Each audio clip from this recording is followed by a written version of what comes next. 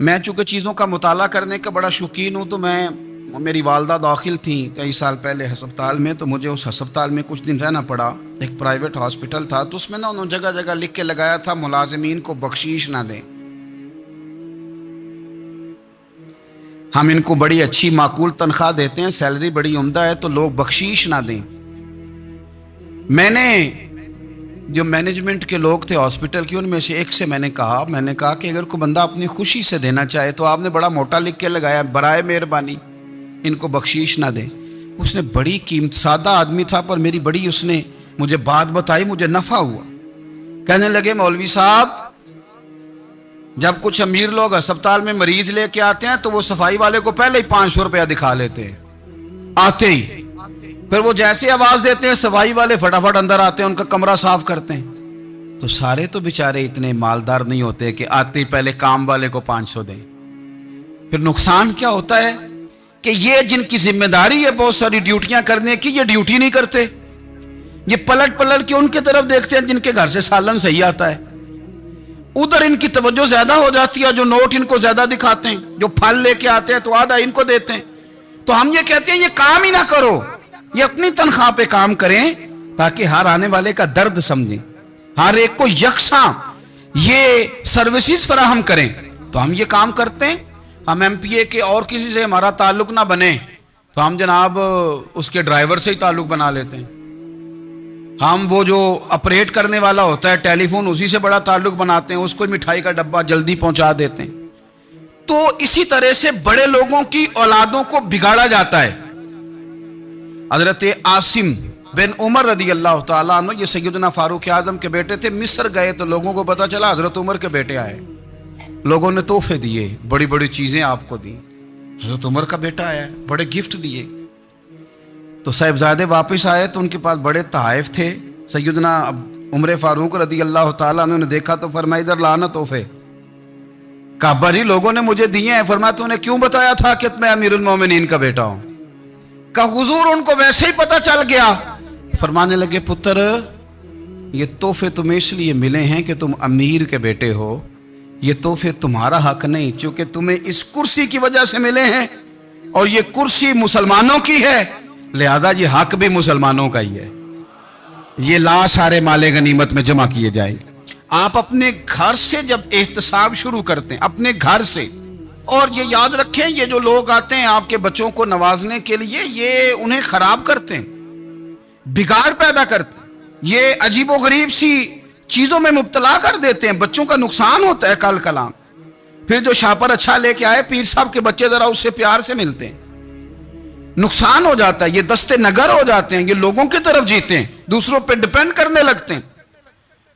حضرت ابو موسیٰ اشعری رضی اللہ تعالیٰ عنہ نے پہلے تو ایک قلین بڑا سونا تھا، تو آپ نے حضرت عمر کے گھر بھیج دیا کہ چلو ان کے گھر میں ان کی اہلیہ بچھا لیں گی، کہیں سے تحفہ آیا۔ پھر وہ جس کمرے میں مال غنیمت اور خزانہ رکھا جاتا تھا اس کی صفائی کر رہے تھے تو ایک دینار مل گیا، تو وہ دینار بچے سارے جا رہے تھے، تو ان میں سے حضرت عمر کے ایک بیٹے کو چھوٹے کو بلایا اور بلا کے کہا پتر یہ دینار لے لو۔ حضرت عمر نے دیکھا کہ بیٹے کے ہاتھ میں دینار بھی ہے اور گھر میں قالین بھی ہے، ایک موقع پہ وہ قالین گیا، ایک موقع پر بچے کو ایک دینار دیا۔ تو حضرت عمر اپنی اہلیہ سے پوچھنے لگے یہ کہاں سے آیا قالین؟ کہا جناب ابو موسیٰ اشعری رضی اللہ تعالیٰ عنہ نے بھیجا ہے۔ بیٹے سے پوچھا دینار کہاں سے آیا؟ کہا مجھے انہوں نے ہی دیا ہے۔ آپ نے وہ دینار بھی لیا اور قالین بھی لیا اور اس کو لپیٹا اور جناب ابو موسیٰ اشعری کو بلایا، اور اتنے سخت ناراض تھے، فرمانے لگے ابو موسیٰ اشعری سے کہنا میرے پاس پیدل آئے، گھوڑے پہ نہ آئے۔ اور جب آئے حضرت ابو موسیٰ اشعری تو جناب عمر اتنے ناراض ہوئے کہ وہ قالین لپیٹ کے تو ان کے سر پہ مار دیا۔ فرمانے لگے پکڑو اپنا دینار، تمہیں پورے مدینے میں میرے بیٹے کے علاوہ کوئی اور نہیں ملے تھا جسے تم خراب کر سکو، میرا پتر ہی ملا تھا بگاڑنے کی، کس نے اجازت دی تم میرے بیٹے کو دینار دو؟ کیوں لائے تم میرے گھر میں قالین؟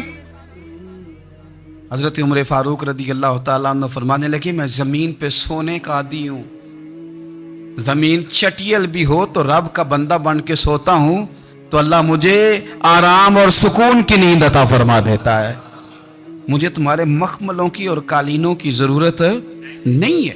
احتساب یہاں سے شروع ہوتا ہے بھائی.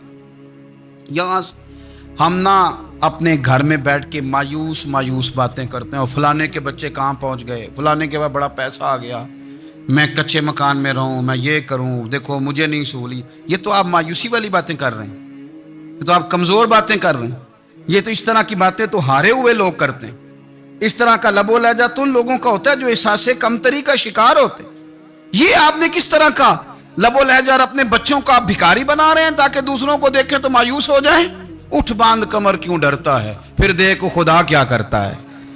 آپ کا جو احساس ہے وہ اتنا خوبصورت ہو، آپ کے لہجے کے اندر اس قدر ٹھہراؤ ہو، آپ کو اطمینان آ چکا ہو، اور آپ کے بچے کبھی بھی کمپیریزن نہ کریں اپنا کسی کے ساتھ. کبھی بھی انہیں کرنے نہ دیں. آپ کبھی وہ کبھی یہ بات نہ کریں کہ فلانے زیادہ اچھا کھاتے پیتے ہیں تو ہم کدھر ہیں. کرنے نہ دیں. انہیں بتائیں کہ بیٹا اپنی مٹی پہ چلنے کا سلیقہ سیکھو.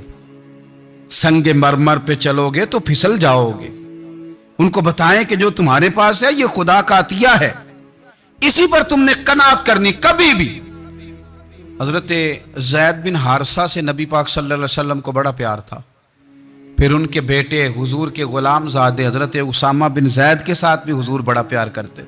لیکن یہ تو مسلمہ حقیقت ہے نا کہ عظمت اور شان تو سیدنا فاروق اعظم کی زیادہ ہے.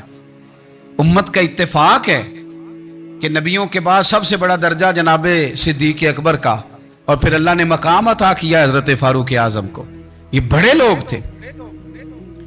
ایک دفعہ مال تقسیم ہو رہا تھا تو حضرت عمر رضی اللہ تعالیٰ عنہ نے نا حضرت اسامہ بن زید کو 4000 دینار دیے، اور اپنے بیٹے عبداللہ ابن عمر کو 3000 دینار دیے. تو حضرت عبداللہ ابن عمر گھر جا کے کہنے لگے ابا جی اسامہ میں وہ کون سی خوبی ہے جو میرے اندر نہیں، اور اسامہ کے باپ میں وہ کون سی خوبی ہے جو آپ کے اندر نہیں. تو حضرت عمر کی عاجزی دیکھیے. حالانکہ بالاتفاق دنیا جانتی ہے کہ جناب عمر فاروق رضی اللہ تعالیٰ عنہ افضل ہیں، پھر بھی پتہ اپنے بیٹے سے کیا کہتے ہیں؟ فرماتے ہیں او سن یار، وہ خدمت گزار ہیں نبی پاک کے، وہ بھی حضور کے گھر میں ڈیوٹی کرتے، نوکری کرتے، اور ان کے بیٹے بھی حضور کی نوکری کرتے، یہ خدمت گزار ہیں. فرمانے لگے اگر تو نے پوچھ لیا تو سن، پھر میری تو رائے یہ ہے کہ تیرے سے زیادہ اسامہ بن زید حضور کی نظر میں پیارے ہیں، اور اسامہ کا باپ تیرے باپ سے زیادہ نبی پاک کا پیارا ہے. کوئی کمپیریزن کرنے نہیں دیا، بچوں کو کسی ایسی جگہ کھڑے ہونے نہیں دیا. فرمایا یہ وجہ ہے، یہ انداز ہے کہ تو زیادہ پیارا ہے. حضرت عمر فاروق رضی اللہ تعالیٰ عنہ پسند نہیں کرتے تھے، ذرا برابر بھی پسند نہیں کرتے تھے کہ کوئی شخص اور مال آتا تو اپنے رشتہ داروں کو نوازنے سے بچتے. مال غنیمت آتا ہے نا، ہمارے ہاں تو اللہ خیر کرے جب کوئی بندہ کونسلر بنتا ہے، چیئرمین بنتا ہے، تو ٹھیکہ کس کو دیتا ہے؟ کوئی چلو بھتیجا مل جائے، کوئی بھانجا مل جائے، کوئی چھوٹا بھائی، اسے بھی کام مل جاتا ہے ساتھ. نوازنے پہ لوگ آتے ہیں تو وہ تلاش کرتے ہیں کہ کہاں کہاں کو میرا ہے. وہ ٹینڈر ہی ان کے نام کے پاس ہوتے ہیں جن کی طرف ذرا نظر کرم زیادہ ہوتی. حضرت عمر فاروق مال تقسیم کر رہے تھے تو بیٹی آگے کہنے لگی ابا جی رشتہ داروں کا بھی حق ہوتا ہے، آپ سب کو دیتے ہیں، آپ کے اپنے آپ کے قریب ہی نہیں آتے. تو حضرت عمر فاروق نے کیا لفظ کہے، کیا حقیقت ہے، کیا حسن ہے. فرمانے لگے پتر یہ مال تیرے باپ کا نہیں مسلمانوں کا ہے. جب تیرے باپ کا ذاتی مال ہوگا تو اپنے رشتہ داروں کو دے گا، یہ مسلمانوں کا مال ہے، یہ اسی حساب سے تقسیم ہوگا جو عدل کا حساب ہے، جو ترازو ٹھیک ہے. فرمایا تو مجھے یہ مشورہ نہ دے، یہ مسلمانوں کا مال. یہاں سے نظام احتساب شروع ہوتا ہے، یہاں سے انسان آگے بڑھتا ہے، اور پھر کوئی تکلف نہیں کسی پر. حضرت عمر کا کوئی چھوٹا ہے یا بڑا ہے. حضرت ابو سفیان رضی اللہ تعالیٰ عنہ سردار رہ چکے ہیں مکے کے، بڑے آدمی، لیکن نظام احتساب میں کوئی چھوٹا بڑا نہیں ہوتا. حضرت عمر فاروق مکہ مکرمہ گئے تو لوگوں نے کہا حضور جناب ابو سفیان نے نا گلی میں پتھر رکھے، اور بہت سارے لوگوں کو رستوں میں تکلیف ہو رہی ہے. تو حضرت ابو سفیان رضی اللہ تعالیٰ عنہ سے بھی لوگ کہہ دیتے تو وہ بھی اٹھا دیتے، لیکن لوگوں نے چونکہ وہ سردار تھے، بڑے تھے، تو لوگوں نے ان سے کہا نہیں. حضرت عمر جب آئے تو کہا تو جناب عمر نے پرواہ نہیں کی، خود آئے جناب ابو سفیان سے کہا یہ پتھر آپ نے رکھے؟ کہا حضور ہاں. فرمایا یہ بھی اٹھائیے. یہ بھی اٹھائیے، یہ بھی اٹھائیے۔